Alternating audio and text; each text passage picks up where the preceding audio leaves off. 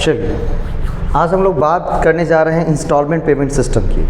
पिछले क्लासेस के अंदर हम लोगों ने हायर परचेज सिस्टम किया था, ठीक है। ठीक उसी से मिलता जुलता इंस्टॉलमेंट पेमेंट सिस्टम भी है, बस कुछ खास अंतर है जिस अंतर को आज हम देखने जा रहे हैं कि कौन कौन से ऐसे अंतर हैं जो कि इंस्टॉलमेंट पेमेंट सिस्टम को हायर परचेज सिस्टम से अलग बनाते हैं। इन सिस्टम को आज हम लोग देखने जा रहे हैं। इंस्टॉलमेंट पेमेंट सिस्टम की अगर बात करें तो वहाँ भी हायर परचेज सिस्टम के अंतर्गत आपने इंस्टॉलमेंट पेमेंट सिस्टम के बारे में अच्छी खासी जानकारी ले ली, ठीक है। आज इंस्टॉलमेंट पेमेंट सिस्टम की अगर हम बात की जाए, ठीक है, तो इंस्टॉलमेंट पेमेंट सिस्टम तो पहले इंग्लिश में कहते क्या है, हिंदी में क्या कहते हैं इसको, किस्त भुगतान पद्धति। इंस्टॉलमेंट पेमेंट सिस्टम की अगर हम बात करें तो इसको किस्त भुगतान पद्धति कहा जाता है। मतलब किस्तों का जब हम खरीदते हैं, मैंने खरीदने का आपको तरीका बताया था हायर परचेज सिस्टम जब हम पढ़ रहे थे कि हम कैश में खरीदते हैं, क्रेडिट खरीदते हैं और ईएमआई क्रेडिट खरीदते हैं। तो क्रेडिट में दो होता है कि आपको एक टेन्योर मिलता है कि इतने दिन बाद आपको पूरा पैसा दे देना है। एक होता है ईएमआई, एवरी मंथ इंस्टॉलमेंट के बेस पर आप खरीदते हैं, ठीक है। तो किस्त के माध्यम से खरीदना, किसके माध्यम से खरीदना, किस्त के माध्यम से खरीदना। मतलब किस्त भुगतान पद्धति बिक्री का एक अनुबंध अथवा ठहराव है। क्या है, वो एक एग्रीमेंट की तरह काम करता है। किस्त भुगतान पद्धति की अगर हम बात करें तो ये क्या है, बिक्री का अनुबंध है, एक ठहराव है जिसके अंतर्गत क्रेता और विक्रेता आपसी सहमति से अनुबंध पर हस्ताक्षर करता है, जिससे आपसी अनुबंध के अनुसार संपत्ति का स्वामित्व बिक्री के समय ही क्रेता को हस्तांतरित हो जाता है। ध्यान से इस लाइन को देखेंगे कि संपत्ति का स्वामित्व बिक्री के समय ही क्रेता को हस्तांतरित हो जाता है। अगर हम इंस्टॉलमेंट पेमेंट सिस्टम की बात करें और हायर परचेज सिस्टम की बात करें तो इंस्टॉलमेंट पेमेंट सिस्टम में एक बात है जो से पहली बात मिल गई जो से हायर परचेज सिस्टम से बिल्कुल अलग बनाती है। कौन सी बात है सर? तो इंस्टॉलमेंट पेमेंट सिस्टम के अंतर्गत जिस टाइम बिक्री होगी, जिस टाइम खरीदारी की जाएंगी, ठीक उसी समय बिक्री के समय ही उस संपत्ति का स्वामित्व किसको दे दिया जाएगा? बिक्री के समय ही संपत्ति का स्वामित्व क्रेता को दे दिया जाएगा। संपत्ति का स्वामित्व किसको मिल जाएगा? क्रेता को मिल जाएगा, ठीक है। संपत्ति का स्वामित्व क्रेता को मिल जाएगा बिक्री के समय ही। जिस टाइम बिक्री करते हैं उसी समय उस संपत्ति का स्वामित्व क्रेता को मिल जाएगा। किसको मिल जाएगा? क्रेता को, जो खरीदने वाला है। लेकिन जब आपने हायर परचेज सिस्टम पढ़ा था तो आपको याद होगा कि वहाँ पर जब तक अंतिम किस्त का भुगतान नहीं करेंगे, क्या नहीं करेंगे, हायर परचेज सिस्टम के अंतर्गत आपने संपत्ति खरीद ली, एग्रीमेंट बन गया है, ठीक, कोई दिक्कत नहीं। लेकिन जब तक आप अंतिम किस्त का भुगतान नहीं करते, क्या नहीं करते हो, अंतिम किस्त का भुगतान नहीं करते हैं, तब तक आपको संपत्ति का स्वामित्व प्राप्त नहीं होगा। मान लीजिए अगर आपने हायर परचेज सिस्टम के थ्रू खरीदा तो जब तक आप अंतिम किस्त का, हायर परचेज का जो सिस्टम के अंदर जो हमारा किस्त बना हुआ, इंस्टॉलमेंट आपका बना है, जब तक आप उस किस्त का भुगतान पूरा का पूरा नहीं करेंगे तब तक वो संपत्ति का स्वामित्व आपको नहीं मिलेगा। उसमें भी दो सिस्टम थी फिर, नहीं, asset accrual method, credit purchase method. Asset accrual सोचता है, क्या कहता है कि जैसे जैसे हम पेमेंट करते जाते हैं वैसे वैसे संपत्ति हमें मिलती चली जाती है, उस संपत्ति का स्वामित्व हमें मिलता चला जाता है। एक होती है क्रेडिट परचेज मेथड जिसमें कहता है कि नहीं, संपत्ति तो पूरी मिल गई है, नहीं, संपत्ति तो हमें पूरी मिल गई है और हम क्या कर रहे हैं, धीरे धीरे उसमें सिर्फ पेमेंट करते जा रहे हैं। क्या करते जा रहे हैं? धीरे धीरे पेमेंट हम करते जा रहे हैं। संपत्ति तो हमें पूरी मिल गई है। और ये किस सोच के एंट्री करता है कि जैसे जैसे संपत्ति का हम इंस्टॉलमेंट चुकाते जाएंगे उसी तरह से हमें स्वामित्व मिलता चला जाएगा, ठीक है। एवं संपत्ति की सुपुर्दगी भी क्रेता को कर दी जाती है और बिक्री की राशि का भुगतान किस्तों द्वारा होता है। तथा किस्त में ब्याज की राशि निर्धारित शामिल हो सकती है। नहीं, बोला कि संपत्ति दे दी जाती है, सुपुर्द कर दी जाती है क्रेता को और किस्त बना दिया जाता है और किस्त की राशि में ब्याज की राशि भी जुड़ी हुई होती है। मतलब किसी भी किस्त भुगतान की त्रुटि की दशा में विक्रेता को माल वापस लेने का अधिकार नहीं होता है। इंस्टॉलमेंट पेमेंट सिस्टम ऐसा सिस्टम है जिसके अंतर्गत अगर डिफ़ॉल्ट हुआ पेमेंट के अंदर, किस्त के भुगतान में अगर त्रुटि हुई तब भी विक्रेता जो है वो क्रेता से माल वापस नहीं ले सकता है। वह बकाया अद्यत के लिए केवल दावा कर सकता है। वो क्या कर सकता है? केवल जो उसका आउटस्टैंडिंग वैल्यू है, आउटस्टैंडिंग प्राइस है, जो वैल्यू उसे अभी तक नहीं मिल पाया है उस संपत्ति पर, उसके लिए वो केवल क्या कर सकता है? दावा कर सकता है, बल्कि संपत्ति वापस नहीं ले सकता है। यह इंस्टॉलमेंट पेमेंट सिस्टम की खास बात है। दूसरी खास बात ये थी, पहली कि बिक्री के समय ही क्रेता को संपत्ति का स्वामित्व मिल गया। सेकेंड बात कि अगर किस्त भुगतान की त्रुटि हुई, किस्त के भुगतान में त्रुटि हुई, तो फिर विक्रेता माल वापस नहीं ले सकता है, केवल अपना जो उसका आउटस्टैंडिंग वैल्यू है उसके लिए वो दावा कर सकता है। क्या कर सकता है? जो उसका आउटस्टैंडिंग वैल्यू है उसके लिए वो दावा कर सकता है। करेक्ट। लेकिन हायर परचेज सिस्टम के अंदर क्या थी कि अगर कोई क्रेता क्या करता है? पेमेंट में डिफॉल्ट करता है, उस स्थिति में अगर ये देखना है क्या, कौन सा क्या देखना है? एक उसकी निर्धारित अमाउंट होती है, हायर परचेज के अंदर एक निर्धारित अमाउंट होती है, उतना अगर हमें मिल गया है, नहीं जो कानून ने दिया हुआ अधिकार, वो निर्धारित राशि अगर हमें मिल गई है तो फिर संपत्ति वापस नहीं ली जाएंगी। अगर नहीं मिली हुई है तो संपत्ति वापस ले ली जाएंगी। वैधानिक अनुपात कहते हैं। क्या कहते हैं उसको? उस राशि को वैधानिक अनुपात कहा जाता है, स्टैट्यूटरी रेशियो कहा जाता है। अगर स्टैट्यूटरी अनुपात उस संपत्ति पर मिल गई है तो फिर हम केवल संपत्ति वापस नहीं ले सकते, केवल अपने मूल्यों का दावा कर सकते हैं। लेकिन अगर वो वैधानिक अनुपात प्राप्त नहीं हुआ है तो फिर क्या किया जा सकता है? तो फिर वहाँ पर वो संपत्ति वापस ले ली जाएंगी और उसका जो बाकी का जो पेमेंट हुआ है वो भी रख लिया जाएगा। क्या चीज़ मान करके? उस संपत्ति के प्रयोग का किराया मानकर रख लिया जाएगा। ठीक है। इसके बाद कुछ और डेफिनेशन है।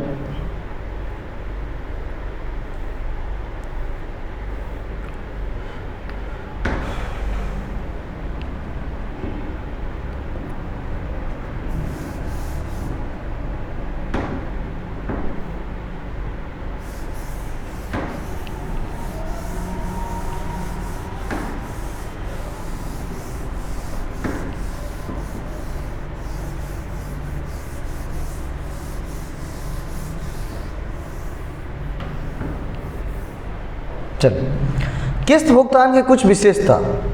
बोला किस्त भुगतान के अंतर्गत माल की उधार बिक्री होती। क्या होती है? माल की जो बिक्री होती है वो उधार होती है, क्रेडिट में होती है। चलिए, इस प्रणाली में क्रेता को माल की कीमत किस्तों में भुगतान की करनी पड़ती है। ठीक है। किस्त भुगतान प्रणाली के अंतर्गत बिक्री प्रसंविदा मतलब एग्रीमेंट के समय ही माल की सुपुर्दगी और माल के क्रेता को स्वामित्व उसका प्राप्त हो जाता है। चलिए, ये भी ठीक है, कोई दिक्कत नहीं। इसके बाद क्या है हमारी विशेषता?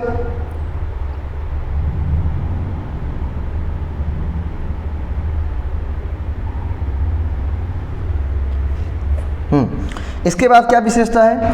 किस्त के भुगतान में त्रुटि होने पर विक्रेता को बकाया राशि के लिए दावा करने का अधिकार होता है। क्रेता द्वारा बिक्री करने या गिरवी रखने पर दूसरे व्यक्ति को श्रेष्ठ स्वतः अधिकार प्राप्त होना। क्रेता द्वारा बिक्री करने या गिरवी रखने पर, मान लीजिए जिसने हमने खरीदा, ठीक है, मान लीजिए ए नाम का एक व्यक्ति था, उसने इंस्टॉलमेंट पर बी से एक संपत्ति खरीदा। अब ए ने क्या कर दिया? उसको सी को बेच दिया। क्या कर दिया? ए ने इसको सी को बेच दिया। आराम से बेच सकता है।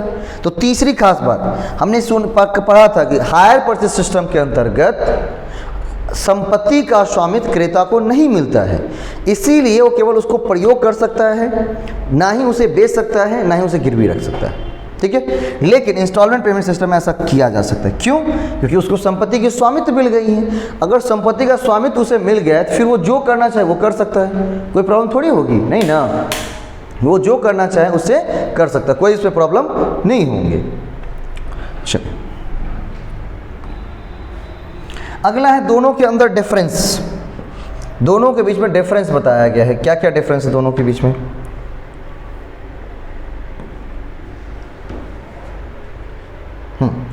Difference between hire purchase and instalment payment system. प्रसंविदा के स्वभाव का एक स्वभाव किराया प्रसंविदा की तरह होता है, यद्यपि यह बाद में बिक्री हो जाता है। हायर परचेज सिस्टम, ठीक है, यह बाद में क्या होता है? बिक्री हो जाता है इसके अंतर्गत।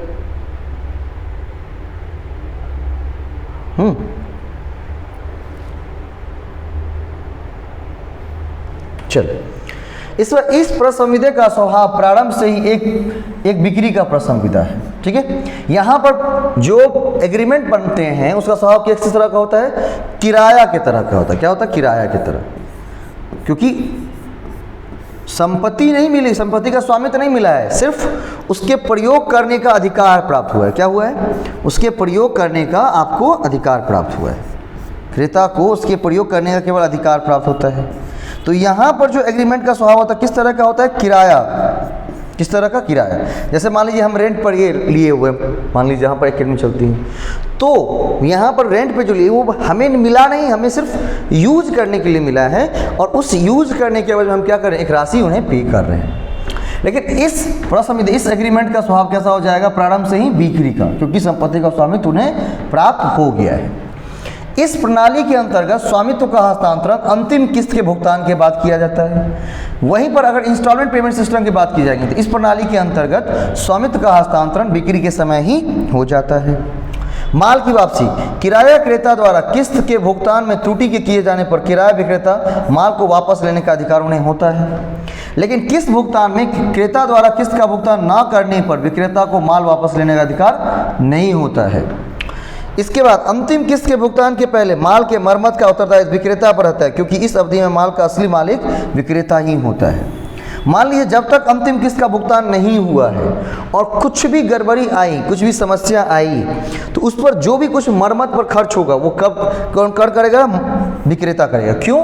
क्योंकि असली मालिक तो वो है। इसमें विक्रेता पर मरम्मत आदि का कोई उत्तरदायित्व नहीं होता है। लेकिन अगर किस्त भुगतान की बात करेंगे तो वहाँ पर मरम्मत या अन्य किसी भी तरह के खर्चे का उत्तरदायित्व विक्रेता पर नहीं होता है, क्योंकि सर वो मालिक अब नहीं है। मालिक कौन है? क्रेता है। तो उस पर चाहे मरम्मत के लिए खर्च करे या कुछ भी तरह के खर्च करे, वो सब कहाँ जाएंगे? वो सब जाएंगे क्रेता की तरफ जाएंगे। किसकी तरफ जाएंगे? क्रेता की तरफ जाएंगे। ठीक।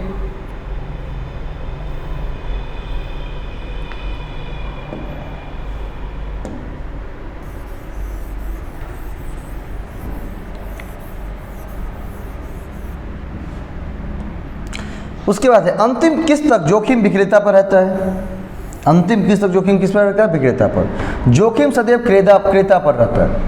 जोखिम किस पर है? क्रेता पर, क्योंकि कुछ भी अगर डैमेज हुआ, कुछ भी प्रॉब्लम्स हुई तो क्रेता जाने इंस्टॉलमेंट पेमेंट सिस्टम के अंतर्गत। लेकिन अगर हायर परचेज सिस्टम की बात करेंगे तो वहाँ पर रिस्क किसका होता है? रिस्क विक्रेता का रहता है। यहाँ पर इंटरेस्ट सस्पेंस अकाउंट नहीं बनाया जाता है। ठीक है, यहाँ पर इंटरेस्ट सस्पेंस अकाउंट बनाया जाता है। क्या बनाया जाता है? इंटरेस्ट सस्पेंस अकाउंट बनाया जाता है। अंतिम भुगतान करने के पहले यदि क्रेता माल वापस गिरवी रखता है या बेचता है तो दूसरा व्यक्ति को इस माल पर श्रेष्ठ स्वताधिकार नहीं मिलता है। नहीं, इस पर वो क्या, उस पर उसको स्वताधिकार नहीं मिल पाएगा, क्योंकि वो असली मालिक है ही नहीं। लेकिन इस दशा में दूसरा व्यक्ति श्रेष्ठ स्वताधिकार उसको प्राप्त हो जाता है। स्वतः उसे क्या मिल जाता है? स्वताधिकार मिल जाता है, क्योंकि क्रेता के पास मालिकाना हक ट्रांसफर हो चुका था और मालिकाना हक ट्रांसफर हो गया है तो आप उसे गिरवी रख सकते हैं, बेच सकते हैं, जो करना चाहे कर सकते हैं। तो जिसके पास गिरवी रखे हैं या जिसको बेचे हैं उन्हें वो उसका अधिकार प्राप्त हो जाएगा, उस संपत्ति का अधिकार उसे प्राप्त हो जाएगा। ठीक है, अगला है इंस्टॉलमेंट पेमेंट सिस्टम के अंतर्गत जो अकाउंटिंग रिकॉर्ड किए जाएंगे किस तरह से किए जाएंगे। नहीं, तो यहाँ पर सबसे पहले बात की गई थी क्या? इंटरेस्ट सस्पेंस अकाउंट की। किसकी बात की गई थी? इंटरेस्ट सस्पेंस अकाउंट की बात की गई थी। किसकी बात की गई थी? इंटरेस्ट सस्पेंस अकाउंट की बात की गई थी। अब इंटरेस्ट सस्पेंस अकाउंट होता क्या है? बोला कि इंटरेस्ट सस्पेंस का अर्थ बायर के ऊपर वेंडर का इंटरेस्ट अमाउंट आउटस्टैंडिंग है ये बताता है। इंटरेस्ट सस्पेंस क्या बनाता है? तो बोला कि इंटरेस्ट सस्पेंस की अगर हम बात करते हैं ना, किसकी बात करते हैं? इंटरेस्ट सस्पेंस की बात करते हैं। किसकी बात? इंटरेस्ट सस्पेंस की बात करते हैं। तो इंटरेस्ट सस्पेंस की जैसे ही बात की जाती है इसका मतलब होता है कि बायर के ऊपर, किसके ऊपर? बायर, क्रेता के ऊपर वेंडर का, बायर के ऊपर वेंडर का इंटरेस्ट अमाउंट क्या है? आउटस्टैंडिंग है। मतलब इंटरेस्ट उस पर क्या है? उसको बकाया है, इंटरेस्ट मिलना भी बाकी है, ये बताता है। बात समझे? जो निर्धारित अवधि के अंदर बायर को वेंडर को पेड करना है। जो दिए गए, जो एग्रीमेंट के समय दिया गया है उस समय के भीतर उसे पेमेंट करना है। ठीक है, इंटरेस्ट सस्पेंस समझ गए। इंटरेस्ट सस्पेंस का मतलब है कि बायर के ऊपर किसका, वेंडर का इंटरेस्ट अमाउंट आउटस्टैंडिंग है। ठीक है, जिसे क्रेता के द्वारा विक्रेता को निर्धारित अवधि के अंदर भुगतान कर देना है। बात क्लियर? चलिए, accounting record under instalment system. Accounting record under instalment system. ठीक है, इंस्टॉलमेंट सिस्टम के अंदर अकाउंटिंग रिकॉर्ड कैसे करेंगे? सबसे पहले एंट्रीज इन परचेजर बुक। सबसे पहले परचेजर के बुक में क्या क्या एंट्री करते हैं? नहीं, परचेजर के बुक में क्या क्या एंट्री किया जाता है। अगर परचेजर के बुक में एंट्री की बात करेंगे, परचेजर मतलब क्रेता के बुक में क्या एंट्री की जाएगी? सबसे पहला, eight the time of contracts and goods delivery. जिस टाइम वो कॉन्ट्रैक्ट एग्रीमेंट साइन हो रहा हो, आपको डिलीवरी मिल रही है, उस समय क्या एंट्री होंगी? तो वहां पर लिखेगा एसेट्स अकाउंट डेबिट, जो एसेट्स नाम रहेगा वो cash price. Interest suspense account debit, total interest. To vendor account, total price. बात समझे? Assets account debit, interest suspense account debit, to vendor account. Assets account में कैश प्राइस जो उसका basic मिल होगा वो, इंटरेस्ट सस्पेंस में जितना पूरा इंटरेस्ट मिलना है उन सबको जोड़ देना, टोटल इंटरेस्ट, और दोनों को जोड़ करके क्या दिखाना? To vendor account. किसको पेमेंट करना है? वेंडर को पेमेंट करना। Being purchase under the instalment payment system. हम क्या करने जा, नरेशन क्या लिख देंगे? Being purchase under instalment system. हम किसके सिस्टम के थ्रू? इंस्टॉलमेंट पेमेंट सिस्टम के थ्रू हम परचेज कर रहे हैं। ठीक है,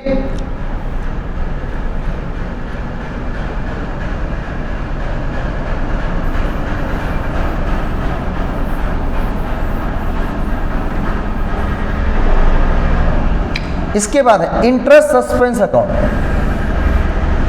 बोला selling price minus cash price.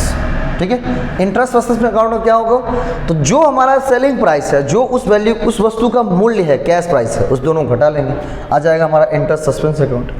On payment of instalment immediately vendor account debit to cash account और बैंक अकाउंट। अगर कुछ मान लो कहते हैं ना कि आपको 10 इंस्टॉलमेंट में आपके बना है, मान लीजिए 1 लाख का है आपका पूरा प्राइस, 1 लाख मिलाकर टोटल सेलिंग प्राइस है, और 10 इंस्टॉलमेंट आप देने वाले हो, तो एक इंस्टॉलमेंट कीमत कितनी हो गई? 10,000 हो गई, है ना। आपको अभी 3 इंस्टॉलमेंट पे करने होंगे, तभी मैं डिलीवरी दूंगा। आपको क्या करने पड़ेंगे? 3 इंस्टॉलमेंट अभी पे करने पड़ेंगे। तो 3 इंस्टॉलमेंट आपको पे करने पड़ेंगे, तो आप क्या दे दोगे? 30,000 उसके अकाउंट में दे दोगे। क्या करेंगे? 30,000 रुपये उसको अकाउंट में दे देंगे, हाँ या ना? 30,000 रुपये इसके अकाउंट में दे देंगे। अब वहां पर जो पेमेंट किया जाए वो क्या लिखेंगे? Vendor account debit to cash और bank account, being payment of cash to the seller at the time of transactions. ठीक है, इसके बाद इंटरेस्ट के लिए क्या एंट्री करेंगे? मतलब इंटरेस्ट के लिए एंट्री की अगर बात करें, क्या लिखेंगे? Interest account debit to interest suspense account.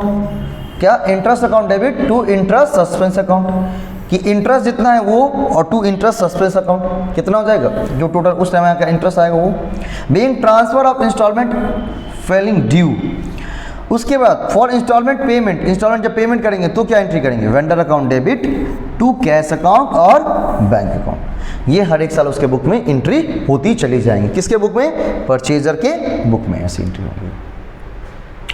बोला कि उसके बाद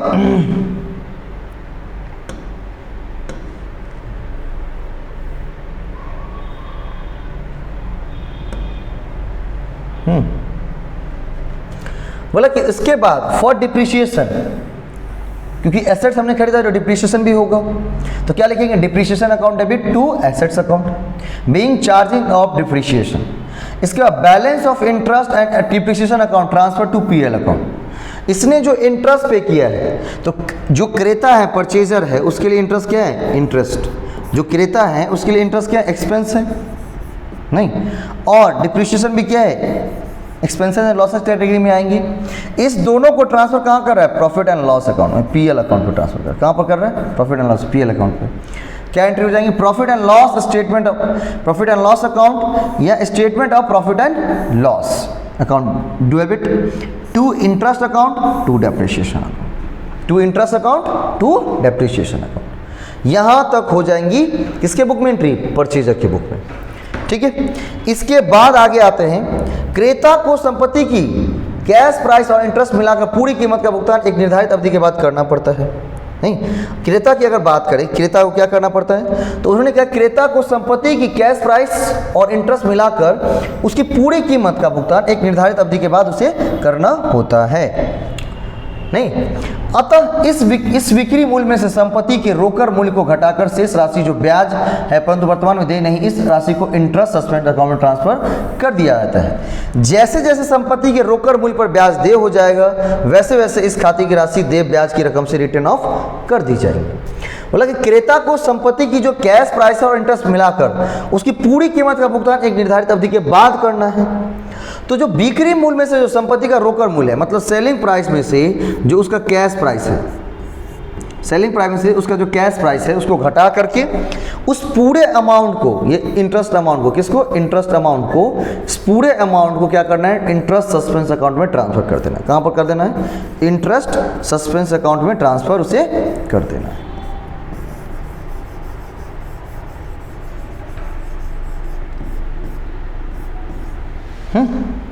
जैसे जैसे संपत्ति के रोकड़ मूल्य पर ब्याज दे हो जाएगा और पूरी राशि को हमने ट्रांसफर तो कर दी इंटरेस्ट सस्पेंस अकाउंट में। अब जैसे जैसे हर एक साल, हर एक बार इंस्टॉलमेंट के टाइम इंटरेस्ट ड्यू होंगे, उससे इस पूरे अकाउंट को कितना जाएगा, रिटर्न ऑफ करते हुए हम चले जाएंगे। इंटरेस्ट सस्पेंस अकाउंट को प्रति वर्ष देय ब्याज की राशि से अपलिखित किया जाता है। जो राशि इस खाते में प्रति वर्ष अपलिखित होने से रह जाती है उसे बैलेंस शीट में संपत्ति पक्ष की ओर ले जाया जाता है और धीरे धीरे यह खाता बंद हो जाता है। मान लीजिए टोटल इंटरेस्ट 5 साल, मान लीजिए 1 लाख था ना हमारे पास, 90,000 का था, नहीं 90,000 का था, उस पर इंटरेस्ट सब कुछ मिला कितना, 1 लाख रुपया आया। तो सेलिंग प्राइस कितनी है, 1 लाख, और कैश प्राइस कितनी है उसकी, 90,000 से। कैश प्राइस कितनी है, 90,000, और सेलिंग प्राइस कितनी है, 1 लाख। इस दोनों का जो अंतर है, कितना अंतर है, 10,000 का। दोनों का जो अंतर है 10,000 का। तो ये 10,000 जो इंटरेस्ट है उसको एक बार तो नहीं पे करना है, क्या करना है, धीरे धीरे धीरे धीरे आगे पे करना है, हर एक साल बाद पे करना है। तो इसे 10 सालों में पे करने हैं, तो इसको क्या करेंगे, सीधा सीधा पहले इंटरेस्ट सस्पेंस अकाउंट में ट्रांसफर करेंगे और हर एक साल इसमें से 1,000 रुपया, क्योंकि 10 इंस्टॉलमेंट फुल्ली पेमेंट करना है, तो इसमें से हर एक साल 1,000 रुपया राइट ऑफ करते जाएंगे। क्या करते जाएंगे, 1,000 रुपया इसमें से राइट ऑफ करते हुए चले जाएंगे। और मान लीजिए पहले साल आपने 1,000 राइट ऑफ किया, मान लीजिए टोटल कितना थे, 10,000 था, टोटल कितना था, 10,000। 1,000 पहले साल आपने राइट ऑफ किया, तो बैलेंस कितने बचे, 9,000। बैलेंस कितने बचे, 9,000। तो ये 9,000 कहाँ दिखाए जाएंगे, तो इस 9,000 को बैलेंस शीट में संपत्ति पक्ष की ओर ले जाया जाता है। कहाँ पर ले जाएंगे, एसेट साइड में इसको ले जाया जाएगा और धीरे धीरे धीरे धीरे करके वो 10 साल पूरते पूरते वो क्या हो जाता है, पूरा का पूरा राइट ऑफ हो जाता है और वो अकाउंट क्लोज हो जाता है। बात समझे, इंटरेस्ट सस्पेंस अकाउंट की बात। इसके बाद इसमें था, क्या था इसमें, इंटरेस्ट सस्पेंस को हम क्यों एंट्री करते हैं, इंटरेस्ट सस्पेंस अकाउंट क्यों बनाते हैं, इसके बारे में पूछा जा रहा है। बोला इंस्टॉलमेंट पेमेंट सिस्टम में जब एसेट्स को बायर एवं जब परचेज करता है तभी उसे वेंडर द्वारा ओनरशिप मिल जाता है और वह ट्रांजैक्शंस एक निश्चित अवधि में होता है। तो बायर अपने बुक्स ऑफ अकाउंट में पूरी इंटरेस्ट की राशि का एंट्री करता है, जिसे हम इंटरेस्ट सस्पेंस में कहते हैं। क्या कहते हैं उसको, इंटरेस्ट सस्पेंस में कहते हैं। बोलता है कि देखिए जैसे ही इसके अंदर क्या हुआ कि आपने परचेज किया, आपको पूरी संपत्ति मिल गई, क्या मिल गया, आपको पूरी संपत्ति मिल गई। लेकिन उस संपत्ति के ऊपर जो इंटरेस्ट है वो आप एक ही बार उसको पेमेंट नहीं कर रहे, उसको धीरे धीरे करके पेमेंट कर रहे हैं। तो धीरे धीरे करके पेमेंट कर रहे हैं, तो सस्पेंस का मतलब संशय है ना कि पेमेंट होगा नहीं होगा, कैसे करेंगे पेमेंट। इसीलिए उसे कहते हैं इसे इंटरेस्ट सस्पेंस अकाउंट में दिखाओ और जितने बार हम पेमेंट करते जाएंगे वो इंटरेस्ट के रूप में उसमें से राइट ऑफ होता चला जाएगा। मान लीजिए इंटरेस्ट सस्पेंस अकाउंट है 10,000 का, टोटल बैलेंस है 1,000 इंटरेस्ट के रूप में हमने चुकाया, अब बचा 9,000, फिर 1,000 चुकाया 8,000, फिर 1,000 चुकाया 7,000। इस तरह से बैलेंस हम क्या करते हैं, राइट ऑफ करते चले जाते हैं। इसीलिए इंटरेस्ट सस्पेंस अकाउंट की हम एंट्री करते हैं। कोई पूछेगा आपसे इंटरेस्ट सस्पेंस अकाउंट की एंट्री क्यों होती है, तो सर इसलिए होती है ताकि हम क्या कर सकें, उसमें उसके जो भी इंटरेस्ट हैं उसको हम एक अलग से दिखा सकें, और हर एक साल जो इंटरेस्ट उसमें से आती रहेंगी उसे हम क्या करते रहेंगे, उसमें से राइट ऑफ करते चले जाएंगे। अब बात आती है entries in the books of seller. Important कि भाई सेलर के बुक में क्या एंट्री होगी। हमने परचेजर के बुक में, बायर के बुक में तो एंट्री पढ़ ली, सेलर के बुक में क्या एंट्री होगी। तो entries of the books of seller for sale, तो क्या लिखेंगे, buyers account debit to sales account with cash price to interest suspense account. क्या लिखते हैं, टू इंटरेस्ट सस्पेंस अकाउंट। नहीं कि जो बायर होगा उसका नाम लिख रहे हैं बायर्स अकाउंट डेबिट, क्योंकि वो एसेट्स रिसीव करने वाला है, टू सेल्स अकाउंट, लेकिन यहाँ सेल्स अकाउंट में विद कैश प्राइस लिखेंगे, नॉट सेलिंग प्राइस। क्या लिखेंगे, कैश प्राइस। इसके बाद जब पेमेंट है cash paid by buyer on delivery of goods, delivery of goods पर क्या कर पेमेंट जो कर रहा है उसके लिए क्या एंट्री हो जाएगी, कैश और bank account debit to buyers account. नहीं, कैश आएगा, देने वाला कौन है, बायर, क्रेडिट कर दी। उसके बाद व्हेन इंस्टॉलमेंट ड्यू, जब इंस्टॉलमेंट ड्यू होंगे तब क्या करेंगे, तो बोला कि जब इंस्टॉलमेंट क्या होगा, ड्यू होगा, जब क्या इंस्टॉलमेंट क्या होगा, ड्यू होगा, तो आपको क्या करना है, interest suspense account debit to interest account, being interest due हो जाएगा। इसके बाद दूसरा एंट्री इसमें क्या हो जाएगा, cash account bank account debit to buyers account. ठीक है, उसके बाद close of interest account, interest account को क्लोज करना है तो क्या एंट्री होंगी, इंटरेस्ट अकाउंट डेबिट, क्योंकि इंटरेस्ट इसके लिए क्या है, इनकम है, यहाँ पर इंटरेस्ट इसके लिए क्या है, इनकम है। Interest account debit to profit and loss या स्टेटमेंट ऑफ पीएल अकाउंट। ठीक है, इसके बाद at the close of the year of transfer of sale, और फर्स्ट ईयर जिस साल हम क्या करें, सेल किया है हमने, क्या किया, जिस साल हमने सेल किया है उस साल जो हमारा सेलिंग, जो हमारा कैश प्राइस है, सेल्स अकाउंट दिखा रहे थे, उसको क्या कर देना, ट्रेडिंग अकाउंट में ट्रांसफर कर देना, sales account debit to trading account. बस इतना काम करना है। ठीक है, ये थी हमारी अकाउंटिंग रिकॉर्ड, क्या क्या करनी है। इसके बाद क्या क्या इसमें अंतर होते हैं, तो अगर पूरी बात को हम समराइज करें इतनी देर के बाद को, तो 3-4 बातें हमें आई हैं। सबसे पहला क्या कि ये बिल्कुल हायर परचेज जैसा ही है, लेकिन उससे बिल्कुल भिन्न है। वो कौन कौन सी बात इसे भिन्न बनाती है, तो पहली बात, हायर परचेज सिस्टम के अंतर्गत डिलीवरी क्या होता है, डिलीवरी के समय ओनरशिप आपको नहीं दिया जाता है। ओनरशिप कब दिया जाता है, अंतिम किस्त के भुगतान के समय। इंस्टॉलमेंट पेमेंट सिस्टम के अंतर्गत जब ने आपने डिलीवरी ली, मतलब आपने एग्रीमेंट साइन किया, डिलीवरी मिला, उसी टाइम डिलीवरी के टाइम ही आपको ओनरशिप ट्रांसफर हो जाता है, पहले अंतर। दूसरी अंतर है हायर परचेज सिस्टम के अंतर्गत किस्त भुगतान में त्रुटि के दशा में क्या करना है, किस्त भुगतान में अगर कोई त्रुटि हो रही है उस दशा में क्या करनी है आपको, उस दशा में आपको आप क्या कर सकते हैं, वो विक्रेता क्या कर सकता है, क्रेता से संपत्ति वापस ले सकता है, नहीं, और अभी तक जो उसने पैसा चुकाया है उसको भी वो जब्त कर सकता है, नहीं, उस संपत्ति के प्रयोग का किराया मान करके। लेकिन इंस्टॉलमेंट पेमेंट सिस्टम में ऐसा नहीं होता है। विक्रेता केवल अपने अदत्त मूल्य के लिए दावा कर सकता है, ना कि उससे वो संपत्ति वापस ले सकता है। तीसरी बात है, थर्ड नंबर बात, तीसरी बात क्या, जब तक मान लीजिए हायर परचेज सिस्टम के अंतर्गत अगर कोई क्रेता चाहे तो उसे ना तो गिरवी रख सकता है, और मान लीजिए गिरवी नहीं रख सकता, ना ही बेच सकता है। क्यों, और अगर ऐसा किया भी तो उसको वो उस संपत्ति का अधिकार नहीं मिलेगा, क्योंकि एक्चुअल में वो संपत्ति क्रेता की नहीं है, अभी तक विक्रेता की है। लेकिन इंस्टॉलमेंट पेमेंट सिस्टम के अंतर्गत क्रेता चाहे तो उसे गिरवी रख सकता है, बेच सकता है, जो करना चाहे कर सकता है, उसमें कोई समस्या नहीं आएगी। अंतिम भुगतान तक, हायर परचेज के अंतर्गत अंतिम भुगतान तक यदि संपत्ति में किसी तरह की खराबी आई, कोई मरम्मत हुआ, कुछ भी तरह के प्रॉब्लम्स हुए, उस सभी प्रॉब्लम्स का जोखिम किसके पास होता है, विक्रेता के पास होता है, ना कि क्रेता के पास। लेकिन इंस्टॉलमेंट पेमेंट सिस्टम के अंतर्गत जितने भी खर्चे हैं, जो भी आगे उसमें प्रोसेस होंगी, जो भी खराब हुआ, वो सब क्रेता के ऊपर जाता है, ना कि विक्रेता के ऊपर। ठीक है, ये कुछ पॉइंट्स हायर परचेज सिस्टम को इंस्टॉलमेंट पेमेंट सिस्टम से बिल्कुल अलग बनाती है। तो आज मैंने उनको जाना। इसके बाद उसमें अकाउंटिंग रिकॉर्ड्स, जिसकी बात की गई थी अकाउंटिंग रिकॉर्ड्स की, तो इसमें एक चीज़ नया था, इंटरेस्ट सस्पेंस अकाउंट। क्या था, इंटरेस्ट सस्पेंस अकाउंट। तो आपसे क्वेश्चन किया जा सकता है कि मतलब वैसे जनरली पूछ सकते हैं कि इंटरेस्ट सस्पेंस अकाउंट क्या होता है, क्यों जरूरी है, किस दशा में बनाया जाता है? तो बोला कि देखिए इंटरेस्ट सस्पेंस अकाउंट इसलिए हम बनाते हैं, इंटरेस्ट सस्पेंस अकाउंट का मतलब है कि अभी तक बायर के ऊपर वेंडर का कितना राशि बाकी है, किस रूप में, ब्याज के रूप में कितनी राशि बाकी है, ये बात है। उसके बाद अगर हम बात करें किसकी, अगर दूसरी बात करें क्यों बनाया जाता है, तो यहाँ पर इंटरेस्ट तो क्या आपने मान लीजिए पूरे इंटरेस्ट कैलकुलेट कर लिया है, लेकिन इंटरेस्ट का जो पेमेंट होगा वो धीरे धीरे इंस्टॉलमेंट वाइज होंगी। तो इसलिए पहले जो भी पूरा टोटल इंटरेस्ट आया उससे क्या कर लिया, उसको ट्रांसफर कर लिया इंटरेस्ट सस्पेंस अकाउंट में, और जैसे हर एक साल क्या करते गए, धीरे धीरे करके अमाउंट उसको ट्रांसफर करते गए, उसको राइट ऑफ करते गए उस अकाउंट से। और मान लीजिए पहले साल जो जितना आपने भेजा और राइट ऑफ नहीं हो पाया, उसको बैलेंस शीट के हम एसेट साइड में उसको ट्रांसफर कर देते हैं। इसके बाद अकाउंट रिकॉर्ड थी, कौन कौन सी एंट्री क्या क्या करनी है, परचेजर के बुक में क्या करना है, उसके बाद वेंडर के बुक में क्या करना है, इसी तरह से एंट्री करते हैं इंस्टॉलमेंट पेमेंट सिस्टम के अंतर्गत। तो आई होप आप लोग समझ गए होंगे, कोई दिक्कत है तो आप पूछ सकते हैं, ठीक है। चलिए, धन्यवाद।